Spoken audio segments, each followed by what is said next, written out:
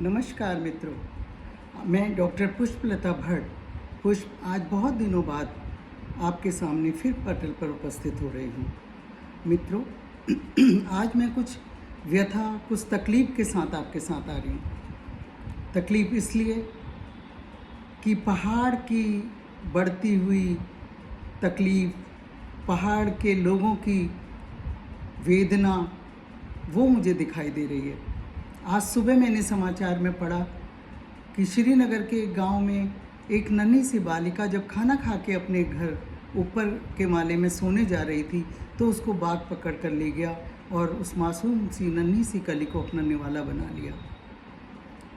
क्या उसकी चीत्कार कभी अब उसके माता पिता, दादा दादी को सोने देगी? नहीं ना। तो फिर ये सब, इसका कारण क्या है? इसका कारण है हम लोगों की अज्ञानता। हम लोग सजग नहीं हैं और सरकार अपने कानों में तेल डालकर बैठी हुई है। क्यों नहीं सरकार जागती? क्यों नहीं देखती? क्यों नहीं हम उनके कानों तक अपनी आवाज़ पहुंचा पाते? वन विभाग जानवरों की सुरक्षा में लगा हुआ है, तो वहाँ के नागरिकों की सुरक्षा कौन करेगा? वो किसके सहारे रहेंगे? क्या सरकारें सिर्फ वोट मांगने तक हैं? नहीं, अब हमें जागना होगा। पहले ही हमने वहाँ की सुरम्य वादियों को, पहाड़ की देवस्थली को, पहाड़ ऋषि मुनियों की तपोभूमि को पहले ही हमने उजाड़ कर रख दिया। अपनी भौतिक मृत तृष्णाओं की भेंट चढ़ा दिया। आज पहाड़ दरक रहे हैं। किसको सुनाएं पहाड़ अपनी विपदा? 5 स्टार होटल की संस्कृति को हम पहाड़ तक पहुंचा रहे हैं। क्यों हम शहरों को खींचकर पहाड़ तक ले जा रहे हैं? क्यों हम पहाड़ को पहाड़ नहीं रहने देते? अगर हमें वहाँ घूमना है तो क्यों चाहिए हमें 5 स्टार होटल की संस्कृति? क्यों नहीं हम वहाँ के लोगों के छोटे छोटे घरों में उनके बनाए हुए खाना, उनके बनाए हुए पकवान खाकर अपनी यात्रा को सुगम और सुहावना बनाते? नहीं ना। हम शहरों की सुविधाओं को पहाड़ तक ला रहे हैं, तो हो क्या रहा है? जो बड़े बड़े पूंजीपति हैं वो वहाँ अपने होटल बना रहे हैं, वो वहाँ अपने रिसोर्ट बना रहे हैं, और जो पहाड़ के लोग हैं, जिनकी थाती है, वो जो वहाँ पर रहते हैं, जिनको वहाँ का बेनिफिट मिलना चाहिए, जिनको वहाँ की सुविधाएं मिलनी चाहिए, वो उन होटलों में बर्तन मांजने का काम, खाना बनाने का काम करके एक नौकर की भूमिका निभा रहे हैं। तो हमारे आत्मसम्मान को ठेस पहुँच रही है, लेकिन हम कुछ नहीं कर पा रहे। पहाड़ों को बम विस्फोट से सड़कें चौड़ी करने के लिए तोड़ा जा रहा है, तो पहाड़ का सीना कहीं ना कहीं इस बात से रोएगा ना। तो धराली, जोशीमठ, केदारनाथ जैसी जो आपदाएं हैं, वो कोई भगवान की दी हुई आपदाएं नहीं हैं। वो आपदाएं हमने स्वयं बुलाई हैं। हम स्वयं उसके जिम्मेदार हैं भाई। लेकिन पहल हमें ही करनी है ना।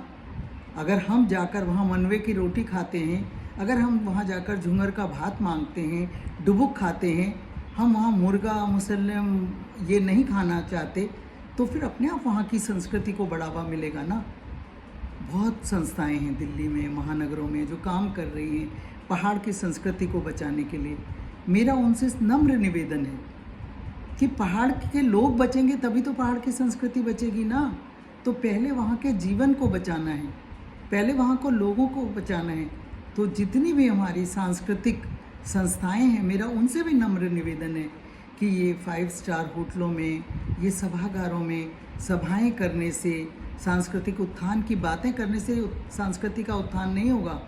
हमें वहाँ जाना पड़ेगा, ग्राउंड पर जाना पड़ेगा उन संस्थाओं को, और वहाँ के लोगों के दुख दर्द में भागीदारी, तब उन संस्थाओं की उपयोगिता है। सिर्फ घूमने के लिए, फिरने के लिए, 4 लोगों को इकट्ठा करने के लिए उनकी उपयोगिता नहीं है। तो पहाड़ तो वैसे ही अपनी परेशानी से परेशान है। बच्चे कितने मील दूर वहाँ जाते हैं पढ़ने के लिए, कभी बर्फ़, कभी बरसात, कभी चिलचिलाती धूप, और बीच में अभी कुछ दिन पहले भी एक स्कूल से आकर घर को आने वाला होनहार बालक जिसको बाघ उठा कर ले गया। तो ये दुविधाएं भी हैं वहाँ के बच्चों को। तो पलायन को कैसे रोकेंगे हम? पलायन तो होगा। जहाँ सुविधाएं नहीं हमको मिल रही, जहाँ हम क्यों नहीं सरकार 5 स्टार संस्कृति के बजाय वहाँ हॉस्पिटल खोलती, वहाँ जनसंचार के माध्यम खोलती, वहाँ ऐसे स्कूल, वहाँ अच्छे स्कूल, अच्छी सुविधाएं दो, टीचर मास्टर के लिए सुविधाएं दो, ताकि मास्टर वहाँ जा पाएँ। जो टीचर हैं वो वहाँ जाने के लिए लालायित रहें। तो नहीं, हमें सोचना होगा। मुझे आज हीरा सिंह राणा जी की बहुत याद आ रही है। उन्होंने बहुत पहले, लोक कवि थे ना, लोक की वेदना को समझते थे। उन्होंने बहुत पहले एक कविता लिखी थी। उस समय वो कविता मुझे कोई बहुत ऐसा नहीं लगा, लेकिन जब मैंने पहाड़ की पीड़ा को देखा, लगातार देखा, तो मुझे लगा कि लोक कवि की सोच कितनी आगे जाकर रुक रही थी। वो कितना पहाड़ की वेदना को समझ रहा था। 4 पंक्तियाँ मैं आपके सामने रख रही हूँ। त्योर पहाड़ म्योर पहाड़, होय दुखों को ड्योर पहाड़। बुजुर्गुले छोड़ पहाड़, बुजुर्गुले जोड़ पहाड़, नान तिनुले तोड़ पहाड़, छोड़ पहाड़, राजनीति ले तोड़ पहाड़, ठेकेदारुले फोड़ पहाड़, त्योर पहाड़ म्योर पहाड़, होय दुखों को ड्योर पहाड़। ये जो पहाड़ की वेदना है, पहाड़ का दुख है, ये हमें समझना होगा। समझोण पड़ल हमके। आपण बोली, आपण भाषा, आपण तीज त्योहारों का आगे जान पड़ल, और वो थी सरकार कान में बार बार आवाज़ गुजान पड़ेल कि भाई वो थी लोगुल जी के करो, खाली वोट मांगने के लिए जी नहीं तैयार रहो। वो थी जनता के, वो थी लोगों के आगिन बनाने जी, उन्हें खेती बाड़ी सुअर बंदर वगैरह सब खा जानी, तो को जिम्मेदारी उठा लिए? सरकार उठाए।